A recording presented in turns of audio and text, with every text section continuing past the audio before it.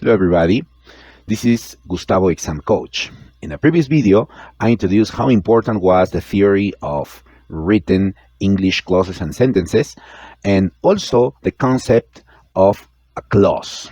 Today, I want to give you a few examples of English clauses. Our first example is, Julia invested almost 6 months in her preparation for the GMAT. What is the subject? Julia.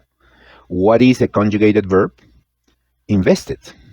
Yes, this clause stands alone as a complete sentence, right? Yeah, because it conveys a complete idea. Of course, given the appropriate context, right? How about a second example? Gonzalo is trying hard to improve his reading speed. Okay, in this second example, Gonzalo is the subject. What about the conjugated verb? The conjugated verb would be is trying. Yeah, we have a subject and a conjugated verb and some other words that complement the idea. But as a whole, this group of words, this clause, could also stand alone as a complete sentence. That's what we call main clauses in English. Clauses that can stand alone in meaning because they transmit a complete idea.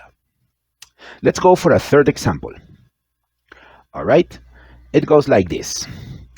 Although Samuel has applied to 6 different business schools this year. All right, that's the example. Did you identify the subject? I'll repeat the example. Although Samuel has applied to 6 different business schools this year. Actually, Samuel is our subject. And what is being said about Samuel is that he has applied, right? Has applied, yes, to business schools, etc. Yeah, but Samuel is a subject, has applied is a conjugated verb. But did this actually sound to you like a complete sentence? I repeat. Although Samuel has applied to 6 different business schools this year. Most people would listen to this and instantly raise this question. Yeah, so what? Yes, what else are we supposed to hear about Samuel? Because the word although before Samuel actually raise, right? Like a suspense on how the idea finishes.